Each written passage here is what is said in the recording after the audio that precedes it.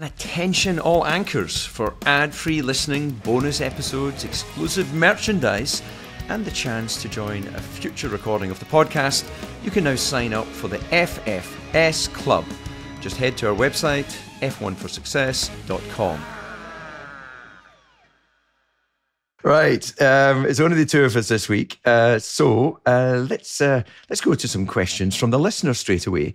So we have one here from Stephen Kane, and he wants to know, which current drivers do you think could be good TV pundits in the future?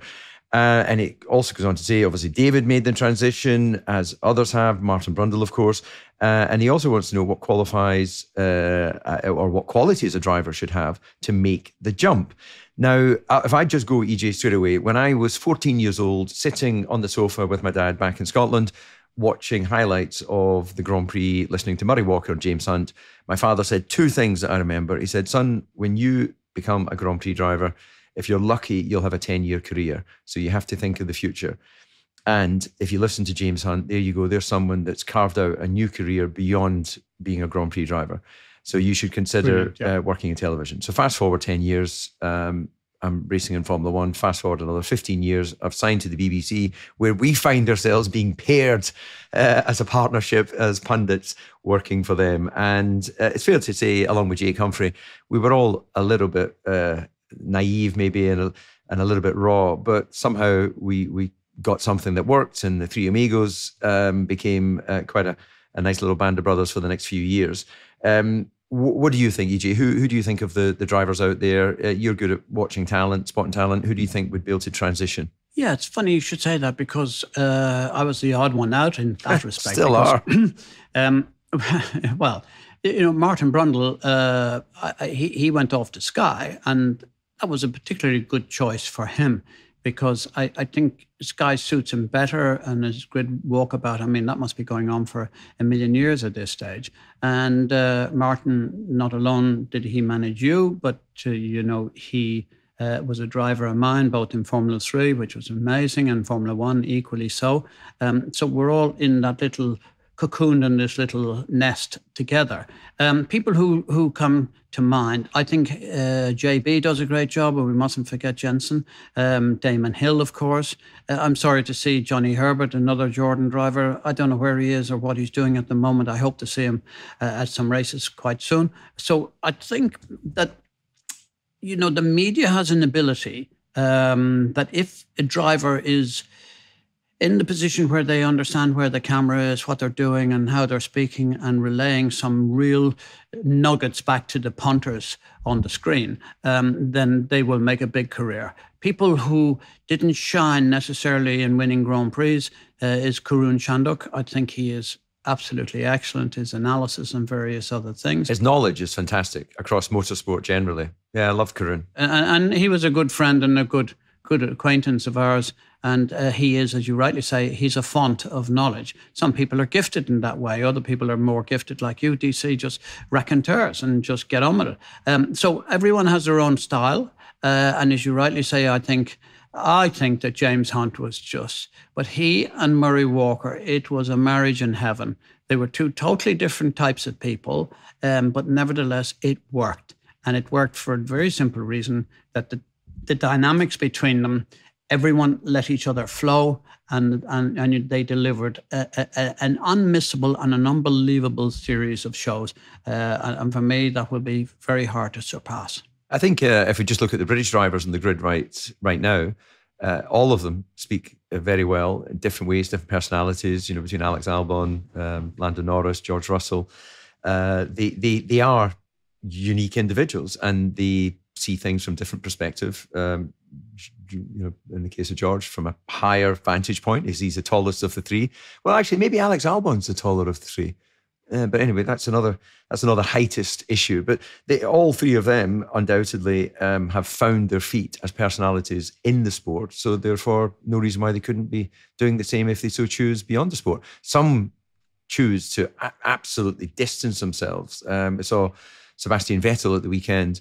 He has still not quite fully landed in terms of, am I retired? Am I not retired? It seems that he's a little bit confused because I think he's very knowledgeable and very articulate. And if you so choose, or so chose, he could make a good pundit. Well, recently, Vettel is a different story because I still haven't quite worked him out. And as you rightly say, he's there. He's a 4 times world champion, absolute legend of a driver. But he was in a recluse almost, and he just disappeared. He's now feeding his way back in. Whether that includes doing more stuff for the media, I'm sure the people will be all over him. But it's worth mentioning because an ex-driver of mine who we become, and he's been on our show and he's been really top class with Sky Germany, which is Ralf Schumacher. And he seems to be doing a sterling job and is quite outspoken about what it is, and he doesn't care. But that's indicative of the kind of person he was. I think the media need people you to sit on the fence and me to shout my mouth off and get it wrong most of the time, and then you to slag me off. So I think they have a lot of the companies doing TV or sport in general, they like that dynamic. So the sensible one is you, and then the lunatic is somebody else. And if you get that right, then it's fireworks, isn't it? It's a great show. Okay, well, let's move on to one from Alfie George. And he has the great thing with social media and the internet, of course, is we get the little reminders from the past pop up. You don't have to flick through the photo albums. And he's seen a picture of Martin Brundle and Stephen Hendry, the snooker player, multiple world champion, swapping places. And I guess that would have been during during the Jordan years. And it's got Martin with a waistcoat on and holding a cue. Not such a big challenge to stand there. And it had Stephen sitting in the Jordan car. I don't know, did he actually drive the car? Yeah. And how did that come about? Obviously it came through Benson and Hedges because I think Stephen had won multiple world titles in snooker, and he was a darling of the snooker world. And snooker was pride of place on BBC and many of the big stations. So he was like a walking hero, a walking god, so to speak. So when he came to the Grand Prix, he'd already disclosed that he was very keen to come to the Grand Prix and he would be very keen to drive a car. So to the best of my knowledge, Ian Phillips set up something for him to drive at Silverstone, and that's what happened.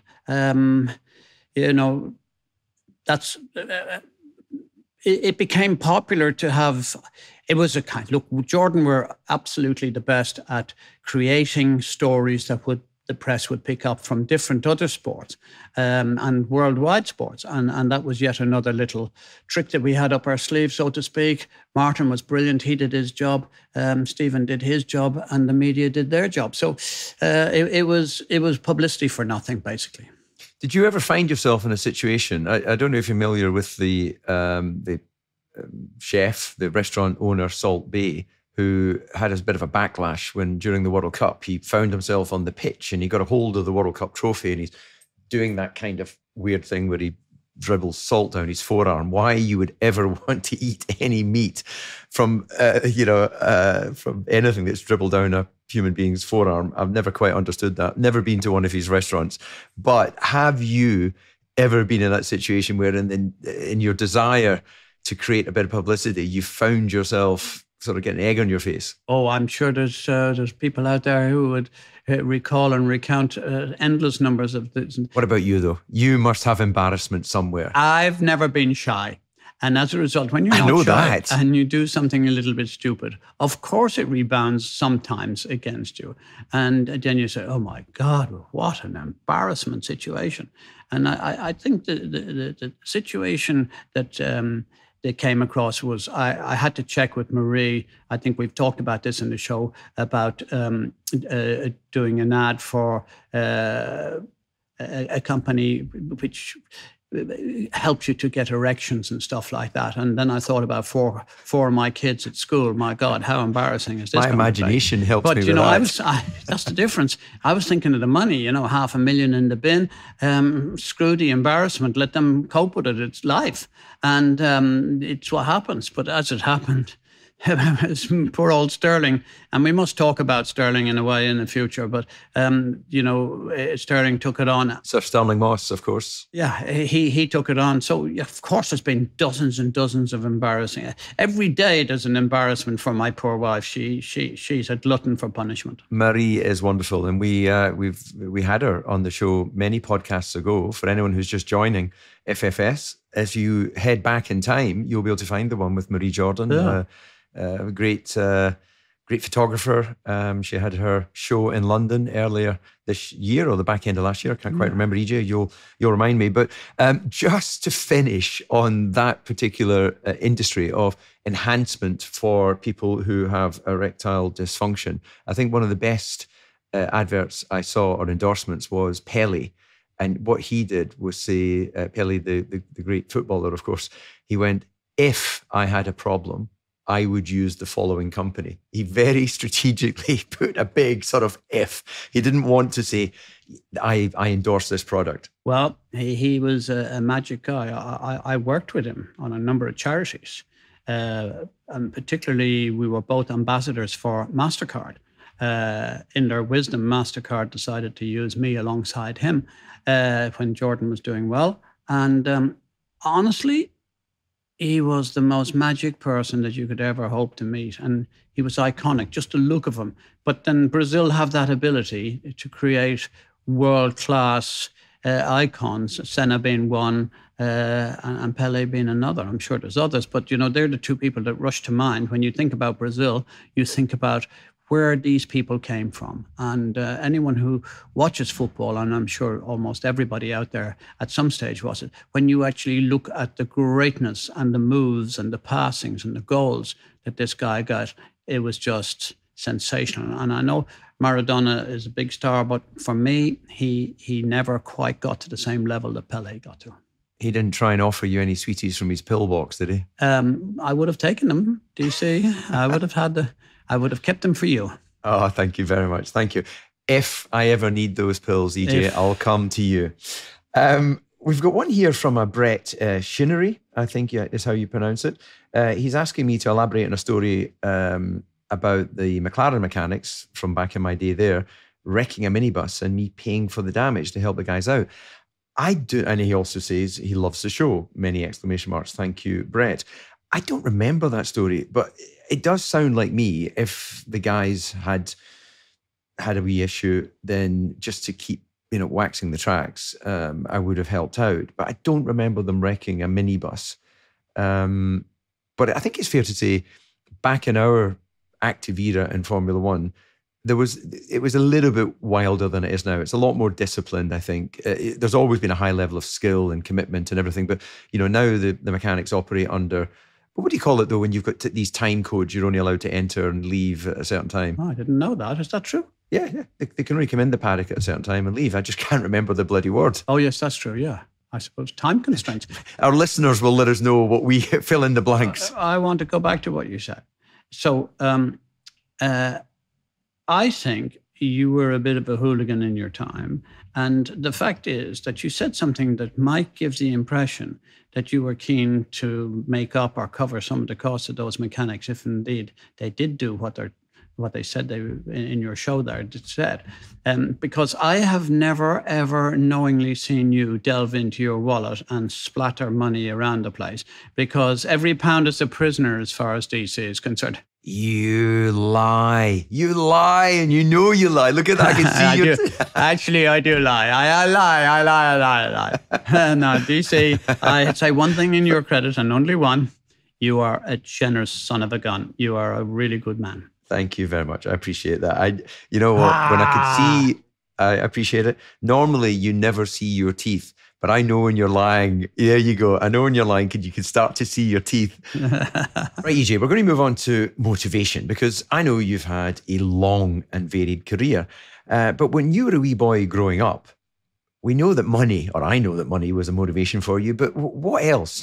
How the hell did you end up leaving the small island with a racing car and setting off with this vision to be, the mad Irish pirate, former team owner in Formula One, one of the biggest sports in the world? I'd love to answer that because, I never really took time to think about it. It just evolved. It was a roller coaster. I cannot start to tell you how lucky I was in so many different aspects. My parents were dead against it. They wanted me to go and study. I did the Institute of Bankers, so I was able to study also at night. So I was able to start karting. The bank strike happened. I went to Jersey, started working at night and day, but Sunday was a day of rest in Jersey, and the only thing opened was the Bully Bay kart track. Derek Warwick will talk about that too. And another great Formula One driver. So that's where I started. I came back to Ireland, started in karting and won a championship. And it just went on from there to there to there, and got lucky pretty much all the way through. Yes, belief is a word I use extensively in my life. And I actually do mean that. Belief, if you really believe, if you believe you're well, if you believe you can do it, if you believe strongly enough that it's 100%, it's not wishy-washy, 85, 95% belief. It has to be completely committed belief of 100%. Then you have no idea what you'll be able to achieve in your own lifetime. I keep saying that to my kids, and I want them to tell their kids, because it has been such a factor to me, the believing that you can do it. And don't give yourself the argument, oh, we don't have the money, we haven't had this, we haven't. You look at the situation. Lewis Hamilton, look at the fight and the belief. Do I think that what he went through in his early life with his father, Anthony, and the mum and all of that respect, do you think that has added to the 7 titles that he's got? Absolutely. Do I think that what the Verstappens have done, and I know Jos drove for me, not an easy man by and large, but a real hard guy who believed so strongly in himself, and of course believed so strongly in Max. So that has been integrated. So do not think, like most people seem to think, you need to be a multi-billionaire or a millionaire or something like that to make it in Formula One. It's not true. You've got to believe and you've got to be lucky. Of course, it helps if you've got a big factor of money behind, but it's no criteria. If you look back over the world champions that we've seen in previous years, I think belief is a much bigger attribute to have than pockets of gold. Well, I would add to that, EJ, if I look on my own journey, sitting in a village in the southwest of Scotland, it's not only belief, but it's focus and dedication. And one of the things that in watching my 15-year-old son go through karting and working our way towards moving into cars next year, they've got so many more options and choices. They've got so many things to do in a given day that I'm not sure they ever have the opportunity to get a little bit bored, as in there's nothing to do.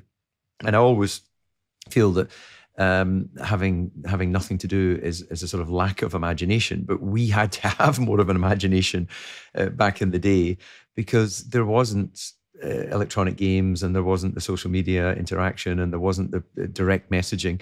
You know, we set off to go and play in the fields. Now, I don't even know what the hell we were getting up to, just walking to burns and you know, throwing stones at things and all that sort of stuff. But I think there was a simplicity of mind and thought that meant that when the week building up to a race, I was totally focused on the race. You know, Monday night was cleaning the car. Tuesday night was getting the motorhome cleaned. Wednesday night would be getting my race suit and everything prepared. Thursday would be packing everything again. And then Friday I get picked up from school and we'd go down south for racing. Hours and hours on the motorway to turn up to do practice on Saturday, race Sunday, and then all those hours back again on a Sunday night, arriving in the middle of the night, sleeping in the motorhome outside the house, and then get up, get ready to go to school, and off you went again. And the cycle continued. And if I look at for my son Dayton, he flies in to the UK, everything's prepared for him. He flies back on a Sunday night, you know, goes to bed and goes through his week here. So I wonder if having the focus and the hunger and the need is more difficult for the younger generation.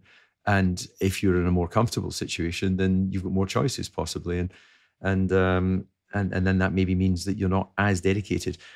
On that very thought, if we look back on the San Marino Grand Prix, which was won by, of course, Max Verstappen, anyone who follows the sport closely will know that he did a 4-hour stint as part of his online racing team where they were competing in a 24-hour race event. And he put in 4 hours and went to bed about midnight and got up the next day and focused on the Grand Prix. So he went from qualifying a Grand Prix car to racing in the virtual world, to sleeping, to then coming to the track and racing in the real world. His mind is just completely immersed in everything that's involved in making decisions to drive a race car. Look, I saw that. I wouldn't have allowed it if I'd been the boss. If I'd been Christian, I would have said, no, I'm sorry, Max, you're here, you're being paid this kind of money to be representing the sponsors, the team, the sponsor, everybody associated with the suppliers, etc. And I think it's very hard to have total concentration. Certainly, I know this from myself because I don't have that. But Max must be a different kind of makeup, and I'm seeing the focus that he's got, like we talked about. He's in a different league, isn't he? You never had any doubt that he was going to win that race, or I had very little doubt that he was going to win the race, because he's so strong, not just in the battle, but in the application and putting the car. You know, he's able to squeeze out that pole just when it looked as if it wasn't going to be his. He was able to squeeze out the win when you thought he might come under a lot of pressure. He is an immense character. But I would go back to what you originally said. And you talked about Dayton and the flying, this and that. But you can't blame him for that. You've allowed that to happen, or you've created that, and that's what's needed now. If you want him to go to school with his mum or here in Monaco and live with his mum, of course, that's what you have to do. But you know, where I think the kids have difficulty compared to what you're talking about, throwing stones in the field or the burn and this, and we did all the same sort of things, skipping and playing football and doing silly and stupid things on bicycles and whatnot. That was before social media, and it was before the phones. What I ask everybody who's listening to this program, the next time they're possibly in a bus, a train, a plane, or whatever it is, or sitting anywhere, itemize maybe 20 people. And of that 20 people, you tell me how many are not on a phone. And I will promise you it'll be at least 18 will be on a phone and 2 possibly not. It's just ridiculous. And of those 2 that are possibly not, either they're too young to have a phone or too old to be able to use one. And so that's the problem I have. I'm now the latter here. So I just feel I'm the same. I'm sucked in. What's the first thing I'll do when we're finished chatting? I look at the phone. Who's been contacting me? Where I've got to go to? Where do I go next? What am I going to do? Who wants to know about that? The kids are talking to me. I need to respond to them. It's just never ending. And I think the pressures, it's a different pressure to what you had, David. It's a different pressure to what I had. We never saw any of this kind of stuff. But you know, I really shudder to think where the new order, the new world, AI coming, this, my God, it's just mind-blowing. The rush of technology is simply amazing. Can you imagine AI? There'll be a virtual Eddie Jordan out there that has it's been studied you over the years so well, it'll know you better than you know yourself. And it'll be misquoting situations all over the world. I want to die before that happens, because I tell you what, I don't want to take responsibility for all of those virtual idiots that's going to be around. No, absolutely. You've got to own your mistakes. And that's actually one of the great life lessons for people.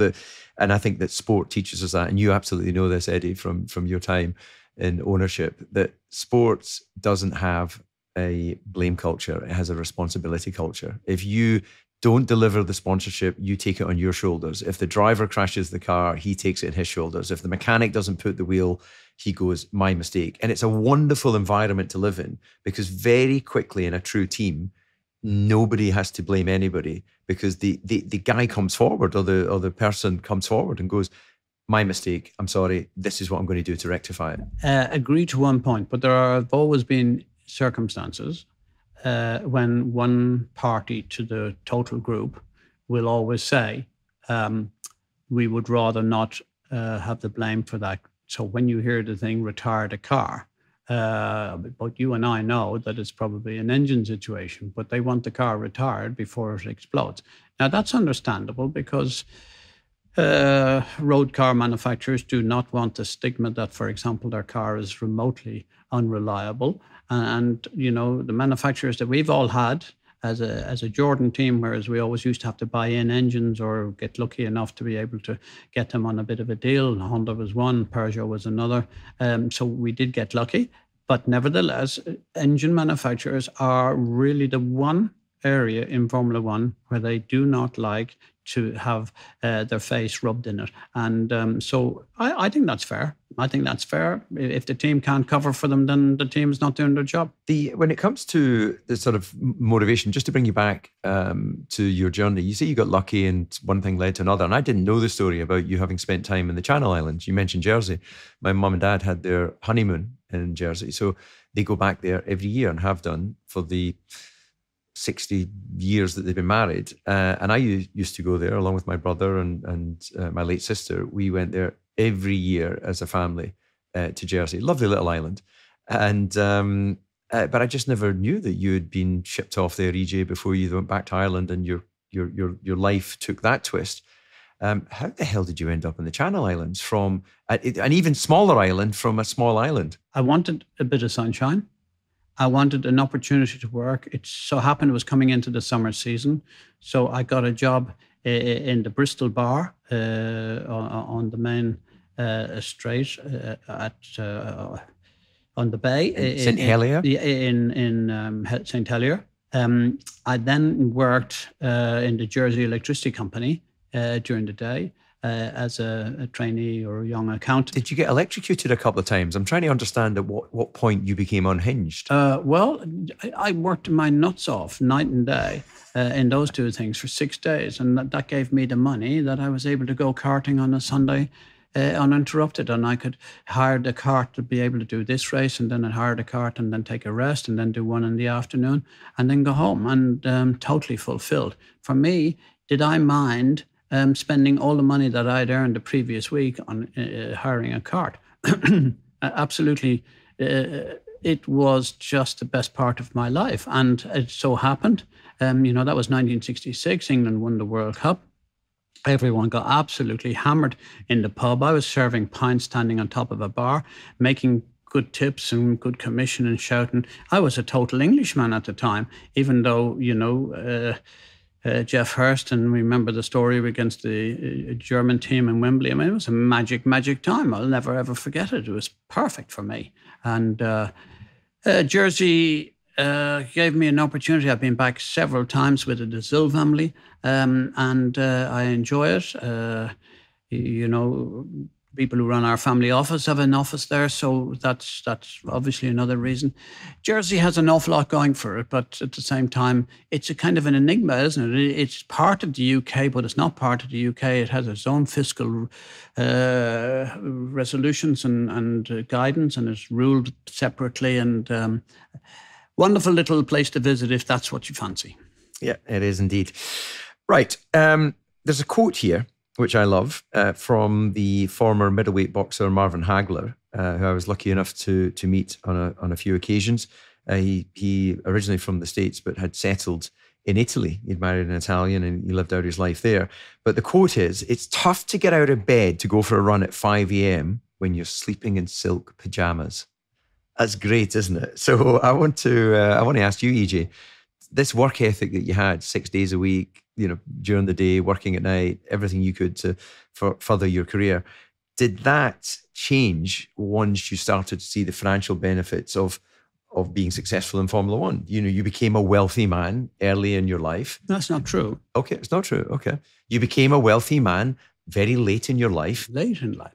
So there's no doubt that the fluctuations of fortunes inside Formula One, and I'll give you some idea, it was horrific. And I think we've described a medical condition called piles in the past, which is directly related to stress. And I had lots of piles and I had lots of stress. So moving on from there, it never had the right, because every time I had a penny, I was putting 2 pennies into the pot of technology. And the reason why I put 2 pennies in, because I would give this as an advice to lots of the young kids who are out there. Never buy a house that you can afford. Never buy something if you really desperately want it. Never buy something that you can afford. Stretch yourself.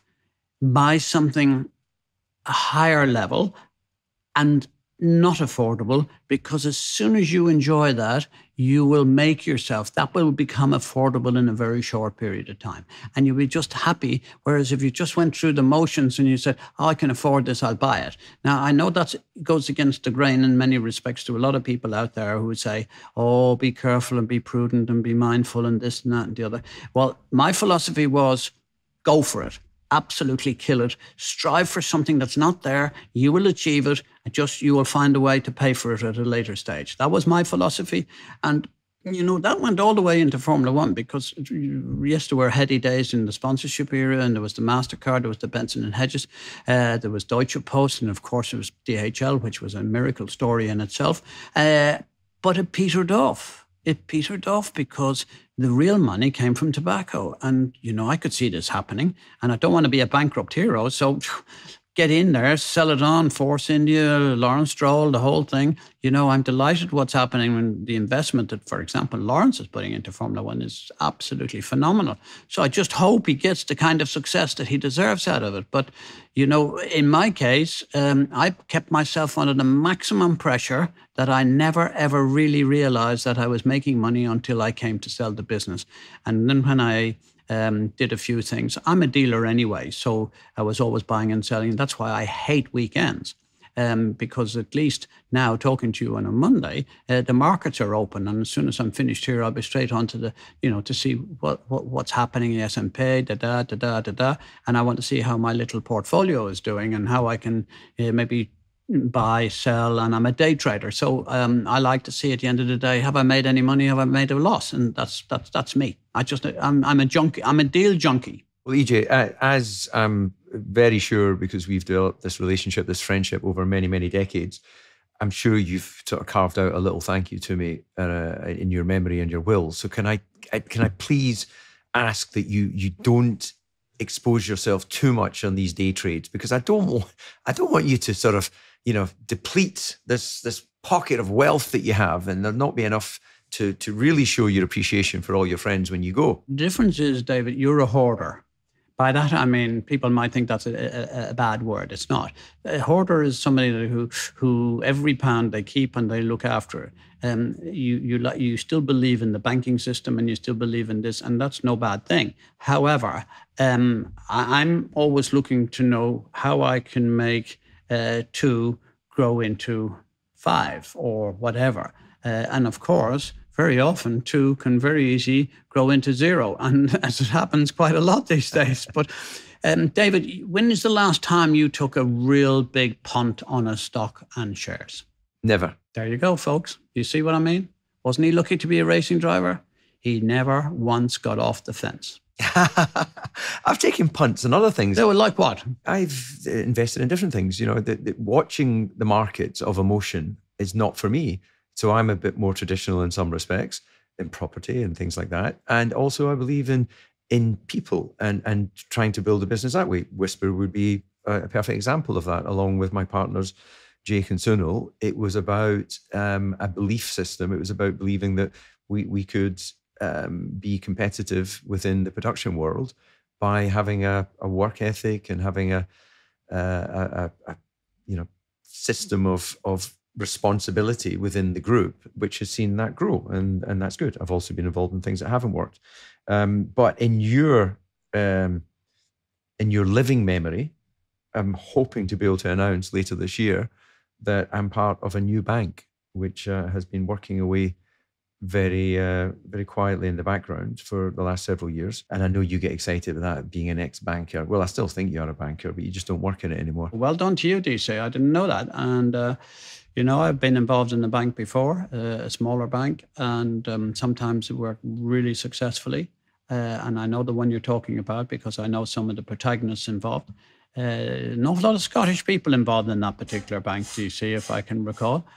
So do you think, can we squeeze a paddy in, do you think? Is there room for a paddy? 100%. Right. One thing, just moving this along, EJ, that you have said many, many times, and you referenced it when we spoke several podcasts ago about Adrian Newey. You mentioned that he's got MMTT.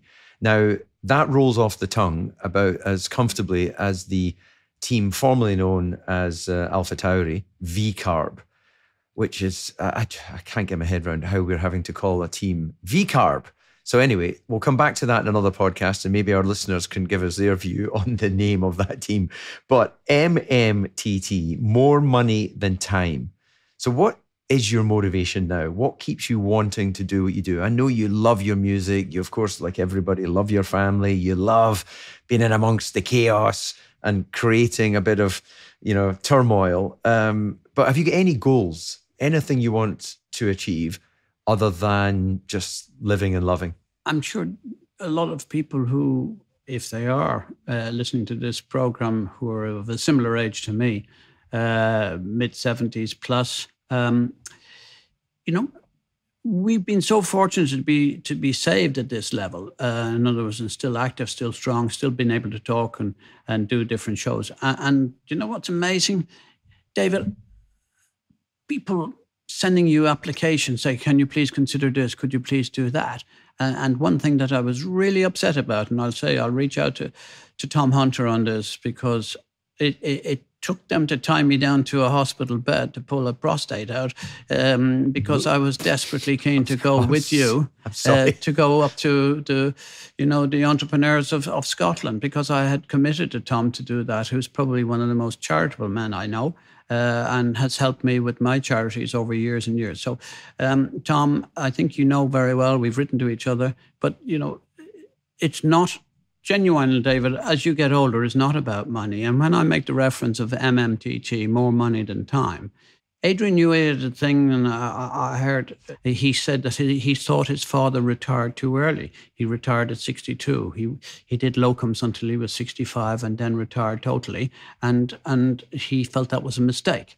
And he didn't want to do that, because he said when he looks at Bernie in particular, and he looked at Penske also as a great icon, these people who keep their mind and their body active, and young, fit and fresh. I don't want to say young, but, their mind relatively young. They're the people who don't seem to suffer some of the horrific diseases and things, and I'm talking about dementia and Alzheimer's and various other things. I really believe that the brain is like a giant muscle, and it needs to be activated. It needs to be worked on to make sure that you get longevity within the brain department, because it's a very important part of the makeup of your body. So why not give it the attention that it deserves?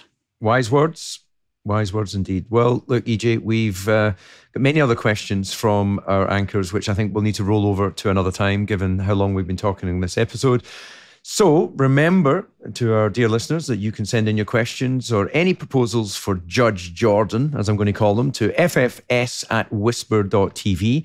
And if you'd like to hear us answer more of your questions, subscribe to FFS Club, where you'll get bonus content, ad-free listening, and a whole lot of other good stuff.